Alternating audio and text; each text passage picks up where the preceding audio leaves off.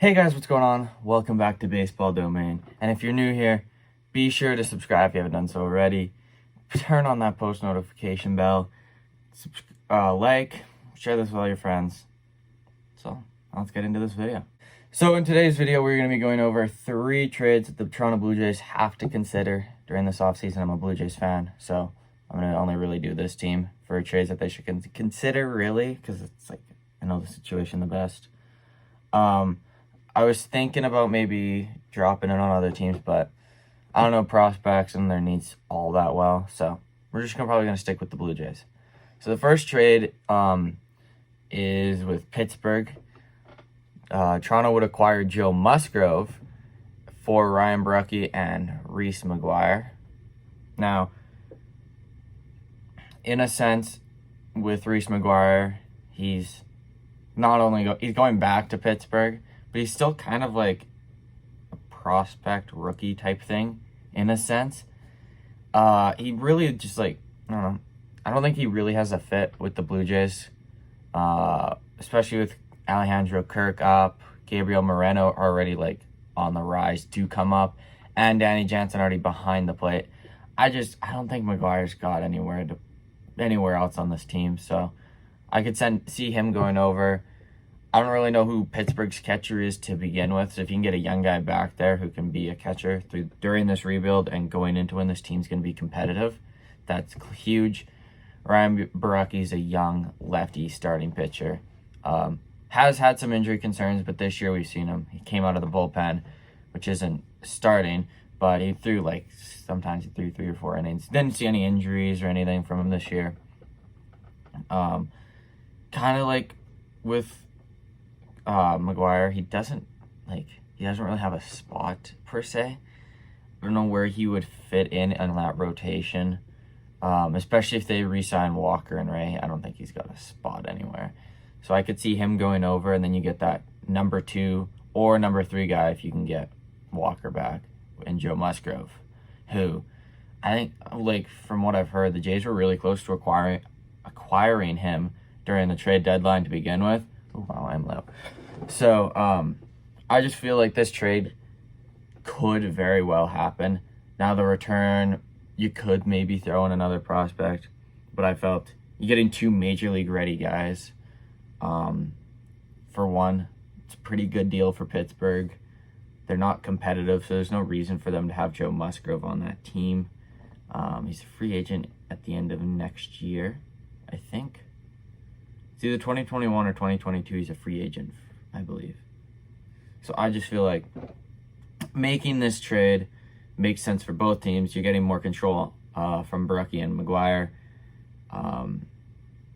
And they do help that team over in Pittsburgh to kind of go from maybe not a basement dweller, but maybe in a couple years be a bit more competitive. And I feel like they would really help that. And Joe Musgrove, he just helps this rotation in Toronto so much. He'd help. He had so much depth to that rotation that it's so weak still. It really is. It got outed in the playoffs. You saw it wasn't really there. So I think that trade should be thrown in to the mix to hey, maybe we should make this. Now for the second trade, we're going to the much hated Texas Rangers. And you're going to be taking Lynn. I don't think they are going to have to give up as much this time around as they may have had to during the trade deadline, just because now the season's done. You don't really know what your teams are going to be playing for next year. Should be a 162-game season. So, you've lost value now. Texas really had to trade him during this trade deadline. They didn't. And now they're going to lose a prospect or 2 from that deal. I think, so they have to move him this offseason to get any little bit of value, because who knows if he repeats the success. And if he does, that's great. But if he doesn't, you've screwed it, and it's just like Mike Minor. So my trade is Toronto acquires Lynn. Texas gets Adam Kloffenstein and Patrick Murphy. Both are young, starting pitchers. Murphy we saw this year in the bullpen, but definitely has the starting qualities. And Kloffenstein is just a rising prospect to that already really good farm system in Toronto. I don't know. I feel like this trade helps both teams. I feel like Texas is still a few more years away from competing. So I think getting 2 more pitching prospects really helps that team in the long run. And for Toronto, you're getting Lance Lynn, who can just absolutely, if he's good, he's amazing. And even if he's not that good, you can still flip him at the deadline and get some prospects back too. So I just think the trade here for the Blue Jays makes sense because you're getting a number 2 guy. You're getting a legitimate number 2 guy. Could be number 1. Depending on how you see it. I think Ryu's still that number 1 guy. But Lynn really helps that team. He's an inning eater. He averages, 6-7 innings. Something a Blue Jay pitcher didn't do all of last year, which is insane. So you can get him. He helps the bullpen out because they don't have to pitch as much. The only concern is that he was in the East in 2017 with the Yankees and got lit up. That's the only concern, but he's such a good pitcher. I think it's worth the risk. Now, the final trade is a trade I don't think is going to happen. I don't think it should happen, but I think if you're the Blue Jays, maybe see it out. Maybe see, hey, what are the odds we can get this done? So you're going to Cleveland, where the ownership was what the current ownership was in Cleveland, Shapiro and Atkins. You're going to Cleveland. You're going to be taking Francisco Lindor from them. It's going to have to be a trade and sign. So Toronto's going to get Francisco Lindor. Cleveland is going to get Orelvis Martinez, a top shortstop prospect. Alek Manoah, pitching prospect. Eric Pardino. Randall Grichuk, because they do need an outfield bat. And Anthony Kay to kind of just round out that deal. Give someone else in there because they do need a little bit of help. Especially because I think they want to compete, but they don't want to compete with Lindor or something. I don't know. It's weird.